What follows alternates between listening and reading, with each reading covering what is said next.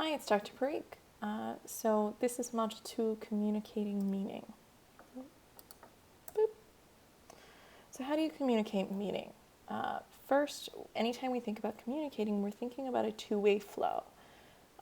And it's often best to start with truly understanding their story. It's easiest to figure out how to explain a concept to them when you understand how they're seeing the situation. Waiting for a pause is not the same as listening. Often when we're talking with someone, what we're really doing is taking turns talking. And so I tell you my interesting thing, and then I wait while you tell me your interesting thing, and then I get to tell you my interesting thing again, which is really fun.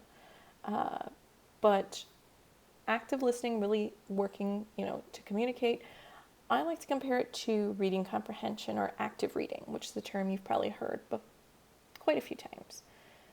One of the definitions I've heard of active reading is asking yourself questions as you read. Some questions that are helpful for active reading are, what's the main idea of this section? Which is really getting at that purpose. Or why did the author choose that word? Which again really gets into purpose and what is the purpose, what is this piece of reading trying to accomplish? I also like to ask myself, especially when I'm reading journal articles, what keywords can I write in the margin? That helps me keep focused. It helps me think about what is unique about this section. And I think similar sorts of questions can help you when you're trying to understand someone else. So when you're doing active listening for meaning, the first thing is to slow down. That might be not multitasking. It might also just be genuinely trying to slow down the tone of the conversation. I don't recommend saying, whoa, whoa, whoa, you need to take it down, shut it down. Instead, you might do things. This is a sign from the Black Eyed Peas, I Got a Feeling, which my son watches a million times a day, so we watch a sign language version of it. And so shut it down. Sorry. I've spent a lot of time supervising a toddler lately with very few places to go for distraction. So it might be, rather than telling someone else to slow down, usually if you just start to slow down, you drop your voice a little softer, a little slower, you make your body a little more calm. Often the other person will follow a little bit. And then you don't seem like a total jerk, which is a nice bonus. Get curious. The book talks a lot about trying to tap into curiosity. I wonder why this is happening. And that's kind of partly a way to sidestep your emotions and your perspective, because it's easy to be like, they're being a jerk, and I don't like them, and I don't care what they think. And so instead it's trying to say, I wonder what this looks like from their perspective. I wonder what story they're telling themselves about what's happening between us right now. I wonder what they see that I don't see. Because people typically don't say in their head, oh, I'm a jerk. Yeah, I'm okay with that.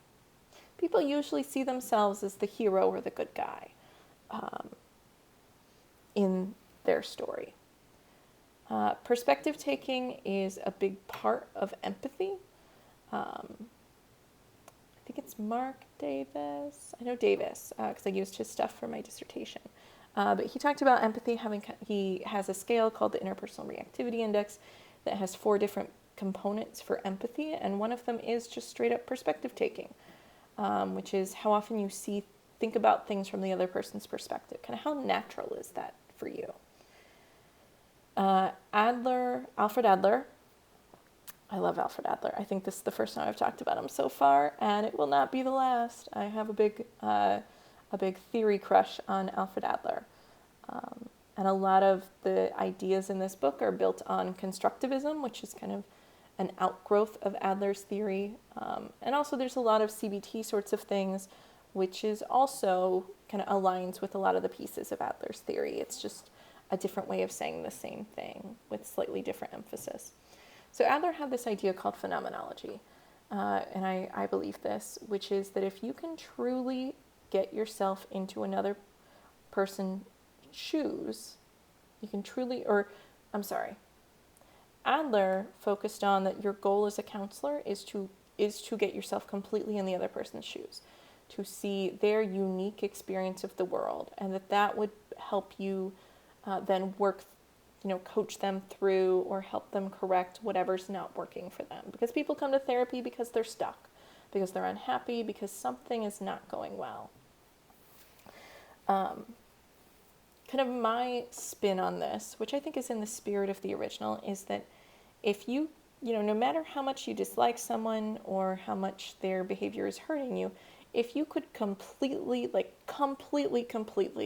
birth to now, understand their experience of the world, their decisions would make sense to you. They might not be the best choices, but they may be maladaptive, meaning they're not working, they're not adapting to the current situation, but you would at least understand, it would make sense why they would be trying this thing that doesn't work anymore. It's kind of like, so it's silly. I don't want to set mine off right now. Let me mute. I'll be right back. I meant to do this before I started recording. All right. So we have like 1 million of the Amazon Alexas throughout our house. And one of them has a little screen, and my in-laws have one with a little screen too. And so we can just say, Alexa, drop in blank. And so it used to have one name. Then we gave it, I wanted something that would be easier for my son as he gets better at talking, so that he could just call his grandparents if he wanted to. So then we changed it to what he calls my mother-in-law, which is Daddy. That's the name. But Alexa kept thinking we were saying Daddy and asking like, oh, you want to call my husband. So then we changed it to what my son calls my father-in-law, which is Dada. And so now we say, Alexa, drop in Dada. But the thing is, we often say, Alexa, drop in the first one, the name it was originally, and then we might go through, no, Alexa, drop in Daddy. No, Alexa, drop in Dada. And so it's maladaptive. It's not helpful to go through that whole, to go through 3 different names to get the right one. But you can see why we would be doing that. It's these sort of old habits and instincts. Even though we've renamed it quite a while ago, we still accidentally call it the old thing. So their actions, you may not agree with it. It might still not be the most adaptive choices they can make, but at least it'll make sense. It won't be like, why on earth would they do that? You can ask questions like who, what, when, how, and what next. Typically avoid why questions or something that could be answered with a yes or no. So did you like it when he did that? Yeah, that's not really helpful. Yes or no versus how did you feel when he did that? Or what were you thinking when you saw that response? Or when did you realize that was going to happen or that had happened or whatever? So using open questions, but avoiding things that put the other person too on the spot. Sometimes it's better to repeat back or to make a guess, to say, it sounds like you were shocked when he did that. And then the other person can say, yep, and keep going and tell you more about how they were shocked. Or they can say, no, I actually wasn't shocked. And then explain more of what they were feeling. So you can repeat back, you can ask questions. I also talked just now about kind of reflecting feeling. You can repeat back key information. So even if it's just saying, so you went to pick up the package and it wasn't there.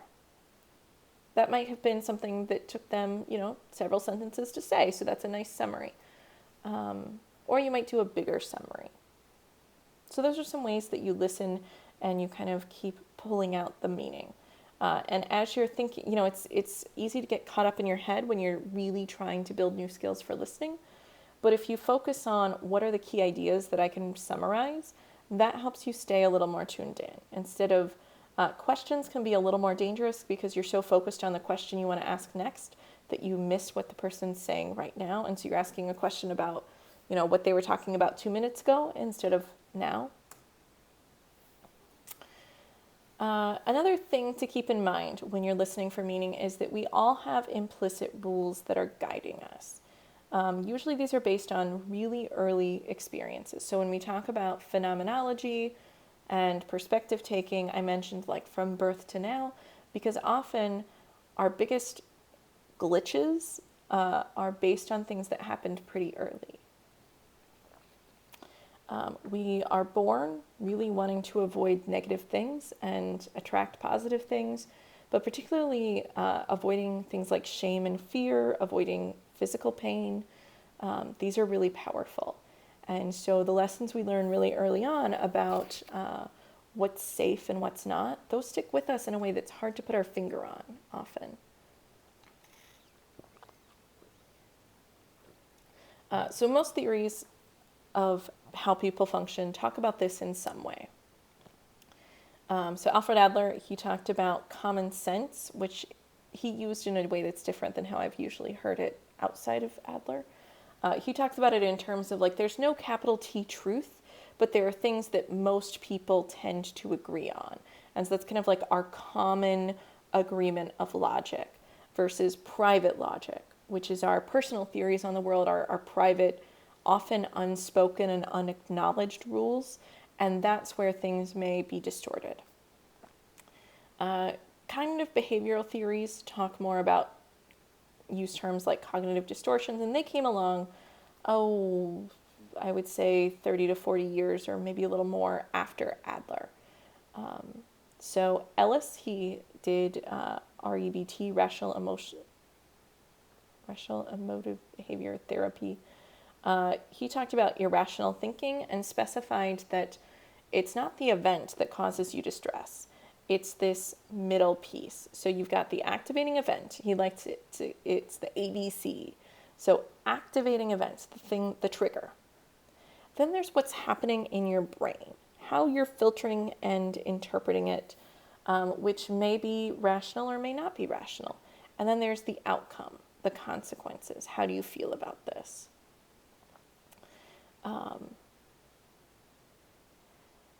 And Beck, who did cognitive therapy, he talked about the cognitive triad. So when people are depressed or anxious, particularly depressed, they may have a negative view of themselves, of the world, and the future. On the flip side, they might have unrealistic expectations. So I must be perfect, the world must treat me perfectly, and it must go on forever, all of which are unrealistic. So there are these implicit rules. Most of us don't really know that they're there. We just don't notice them. They're like the frames on my glasses. Once I'm used to my glasses, I completely forget that they're there until I give these metaphors. And then I'm like, oh yeah, that's there.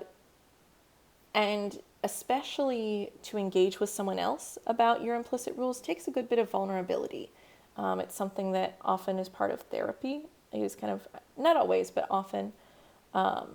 So going to therapy, that's, if you ask for it, they will typically do it. But it's usually, no matter what, that's usually part of what you get when you go, is some awareness of these possibly irrational rules that you've been kind of living your life by. You can also find a lot of self-help workbooks. You can probably find things online as well that help you become more aware. And there's a lot of common ones that have been identified. So you can read about sort of general kinds of things, and then you can work to figure out your own unique things too. So the more aware you are of you and your rules and what's kind of what you value, what you try to avoid most, the easier it'll be for you to interact with other people around their implicit rules. I think especially when you're in long-term committed relationships, whether that's a romantic relationship or family members or friends, when you have these ongoing relationships, it's really helpful to kind of understand each other's biases when you go into a discussion. At the same time, work to avoid therapizing. I think I made that up. Your friends, your family, and your colleagues. You are not there to diagnose them. You're not there to fix them.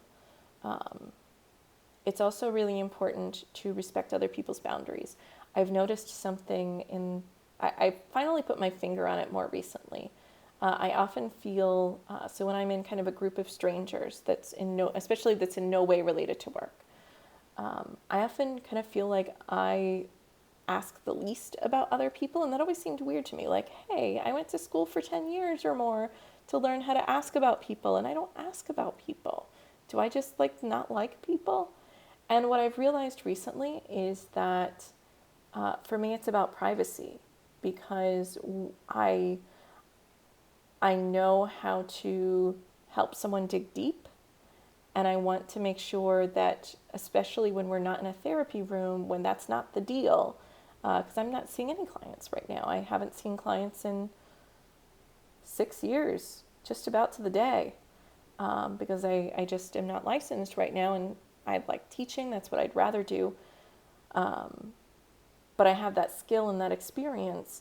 And so I want to make sure that people stay in control. When I ask a question, I worry that they're not going to be able to say, no, I don't want to talk about that. I think I'm probably, that's something that I'm exploring and figuring out my own, how do I strike the right balance? But it's something to certainly be aware of, that when, it's important to respect when someone doesn't want to share more information. If it's someone that you're really close with, again, especially a partner or a family member or a really, really close friend who you want to maintain a relationship with and you're struggling, it may be worth doing some sort of couples or families therapy. How do you suggest it? One way is you could say something like, we all assume that we're seeing the world the same way, but therapy can help us find those differences and learn to work together more effectively. And you could even talk about, sometimes it feels like we're having separate conversations. And the more you talk about their perspective, the easier it is. So instead of saying, you're not listening to me, to say, sometimes I try really hard and I just feel like there's something I'm missing when you tell me about your experience. And I think a therapist can help us hear each other better. My spouse and I went to couples counseling when we were engaged. We went to a therapist for, I don't remember exactly how long, but it was incredibly helpful. It was the best money we've ever spent because it helped us learn how to hear each other. It helped us learn, it really helped us understand that there were these stories underneath the conflict that we had very different views of, and that exploring those backstories was often key to, first of all, being less angry because we could understand why the other person was doing what they were doing, even if we didn't like it. And then second of all, how to work together. It just reminded us that we were on the same team, that we weren't competing. So when it says listening for meaning, what does meaning mean? You want to know what information they have access to. They may have noticed different things in the situation, and they also might just have a different set of experiences or knowledge from you. So there might be things they know or are aware of that you don't. It's also to understand what interpretations they're making. How are they, when you have the same information, what do they take it to mean? I don't remember which chapter it's in, but there's an example in the book from the movie Annie Hall, which I've never seen, but where I guess it's a couple at a therapist's office, and the guy says roughly something like, we never have sex, and the gal says, we're constantly having sex, and the therapist asks, how often are you having sex? And they answer in unison 3 times a week. So they both agreed on the facts, but they disagreed about what those facts meant. So interpretations are going to be based on past experiences, on those implicit rules that we just talked about, also on personal preferences. How much is too much for you? How much is not enough? It's also important to constantly remember that nobody is biased, including yourself. We all have this self-interest bias. We like to, we all hate the thought that we have disappointed, that we have not measured up, that especially that we've hurt someone else. And so it's easy to jump in and try to deny and say, no, I didn't say that. Or, no, nobody would have interpreted that the way that you did. But the thing is, it's hard to argue with someone about how they felt in the moment. You can try to give context for why you weren't meaning to be helpful, or hurtful, but that's different from not being hurtful. All right, that's it for this one. Thanks. Bye-bye.